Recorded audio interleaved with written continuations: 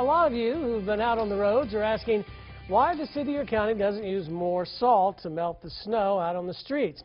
Well, it turns out it's not just about the amount of road salt on hand, it's about chemistry. Bryan Ramsdale has more on how road salt works. 5 days after the winter storm, Wichita streets are still slick and snow-covered in spots, and making the situation even worse were the low temperatures.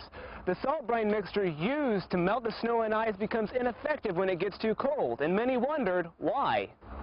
I just heard on TV this morning they were talking about it. Said the salt didn't work when it was that cold. When you throw salt down onto your sidewalk or a city truck spreads it on the road, what is happening is a chemical reaction. The melting point of snow, or the freezing point of water, will depend on how many particles are dissolved in the water, and sodium chloride, each unit will split apart into two particles, a sodium ion and a chloride ion.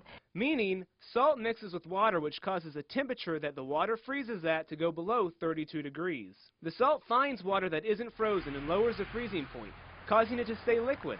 As the temperatures drop, the amount of salt has to increase to keep the freezing point of the water below the temperatures on the roads. So we can continue to add salt up to a point and it will still be effective. Right, but I don't know about the practicality of that. Practicality or cost? It takes 2/3 cup of salt to melt 1 gallon of frozen water and keep it liquid at 27 degrees. For a person, that much salt consumed would last for 70 days.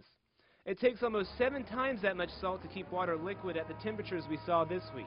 And for an entire city, that would be a lot of salt. Bryan Ramsdale, Cake News.